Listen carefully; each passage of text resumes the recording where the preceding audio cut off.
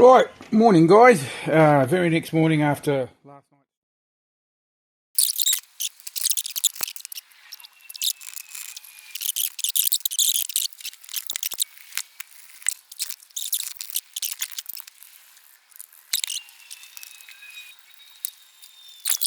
Okay guys, back again. Got the beastie all reassembled, painted. Time to do the wash. Now, the first thing I should have done before spending 20 minutes setting up the camera, really badly, I've got to admit, is checking that I've got the paint for the wash, because I go through a hell of a lot of it. There's my specialised washing brush, in that it's a really crappy brush, so I just use it.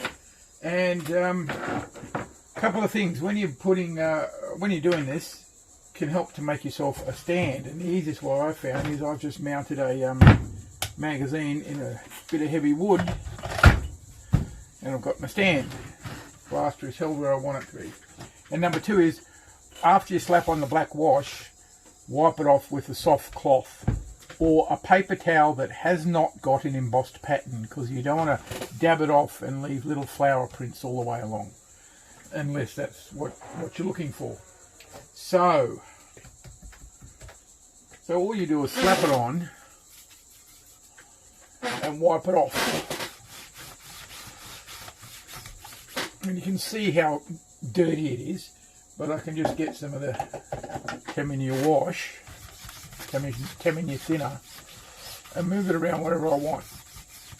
Now, I expected this to happen because it's a porous surface, it's a matte surface, it's going to soak up the paint something chronic. So what I'm going to do is just add a little more thinner, make it a bit thinner, and I'm going to be wiping the stain off as quick as I possibly can. There we go. See, that's a bit better. So I've got a bad stain up here, but it's not going to worry me, because it'll just add to the surface, make it look a bit different. Now, on occasion, it can be useful to have this thing horizontal as well. It might be easier that way. So as long as you get the paint moving before it really has time to sink in, and that's probably because of this matte white surface we got going here. So you're wanting to wipe the paint off from the raised portions. It's supposed to be dirt, so it gets in places. Now I've still got to paint that, that's not an issue.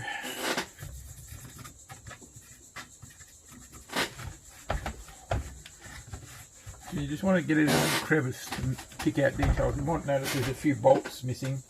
That's just me losing them during assembling and reassembling and disassembling and reassembling and redisassembling and all that sort of stuff. It just happens. So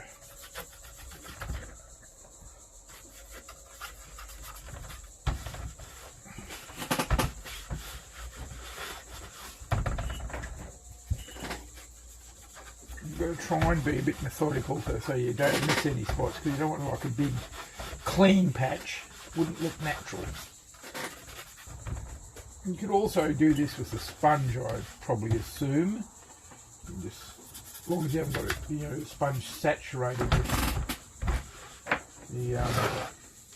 the black paint. That's the sort of thing you're looking for, to get the dirt in the grooves. You can take some of it out, break it up, make it not so uniform.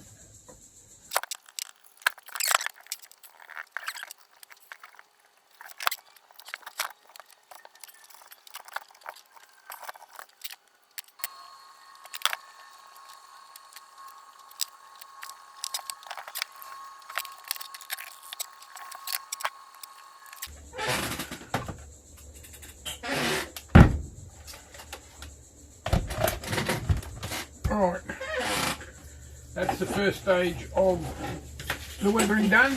Got a big spot there, but that's not a great problem, because I found, surprise surprise, mineral turpentine will actually get rid of a bit of the Terminia paint.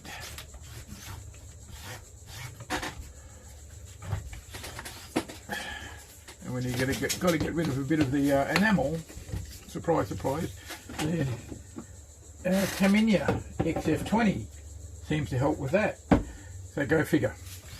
So I'm probably going to have to darken this again just to match that to blend in. I don't know. We'll see what happens once I do the spraying, the gas, the dust, the soot, and the burn marks. But I've got to leave that dry for a little while. So I'll be back soon. Right, hi guys. Next day, so black wash is dry. Going to start doing the smoke, soot, dust thing on this. Now, in choosing where to do that, it's the obvious places, the muzzle, anywhere that's open to the interior of the blaster, like these vents. The cocking action, smoke will leak out there. It'll even come out around the magazine well. But also what I'm going to do is put it around these. This is obviously just, you know, to make it look like a support for the rail, but guns being what they are, they sort of have multifunction parts. So I'm going to smoke those up like they're part of the cooling system. So, yeah, let's get on with it. So I've got my Terminia XF, what's it called? 72. Japanese Ground Defense Force Brown. So that's the first colour that goes on. Okay, make sure I've got input now. So this goes in a large spray pattern around all the openings. You can spray this pretty broadly because you're going to cover it a lot with the NATO black.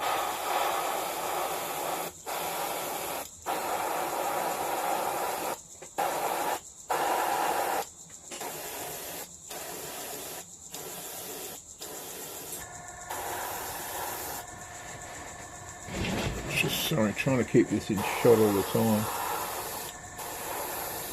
I mean, you'll even find a little smoke and soot around the trigger housing because that's access to the inside. Surprisingly, where you'll find it. And I've always found when I fired rifles in the army, machine guns, you had this brown soot, this brown powder, whatever you want to call it. And then when you wiped it off, it came off black. So go figure. And of course, the more soot you put on it, the more it looks like the weapon's been used. And there were even some that is just blowback from the front.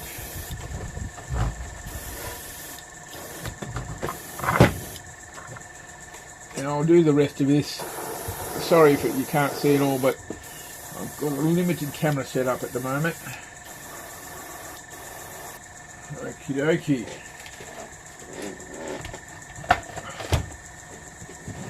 Now there's a few spots where the black wash is pooled and I've missed it. I'll just wipe that off with, you can see a bit there I think. Yeah, I'll just wipe that off with a bit of Terps or Terminia cleaner.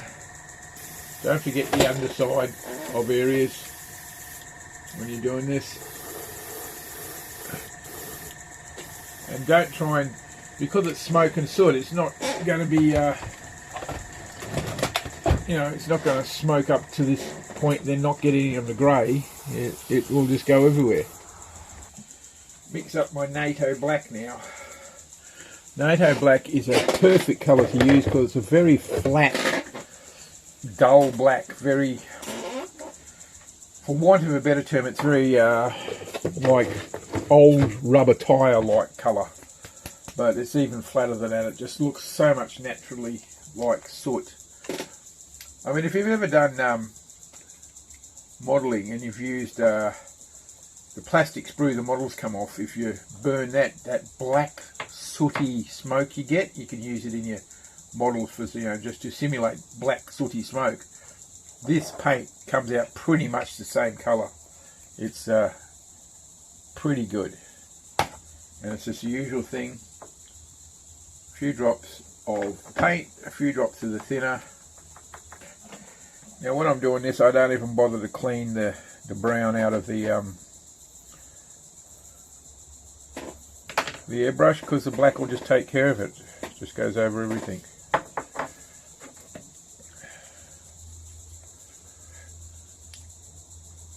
Okay, let's see how this looks. Brown coming out. There we go. Perfect. So, let's show you what happens here.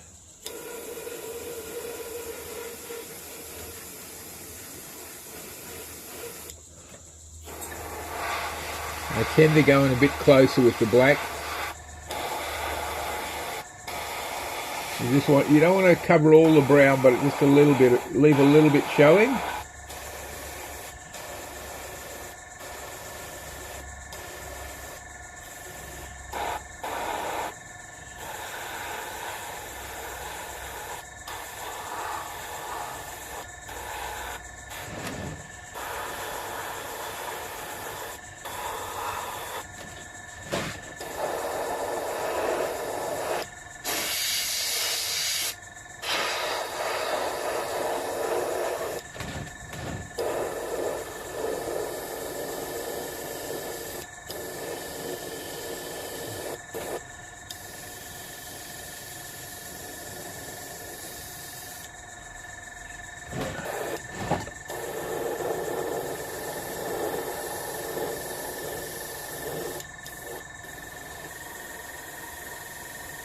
Yeah, I'm just covering an awful lot of the brown, but there's still see some of it.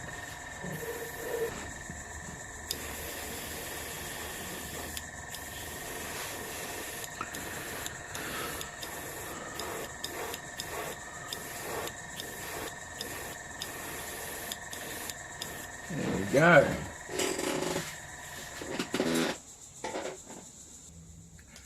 Right, now.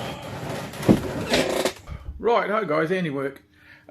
Just finishing the movie off for the Ulrice 575 from Ranch Chan in China. Final thoughts on this thing. Brilliant little kit, goes together really easy, just screws together. You don't even have to think about it. It's really good. The instructions that come with it, he gives you a PDF download. Yeah, it's so easy. I was building another blaster while I was building this one as well.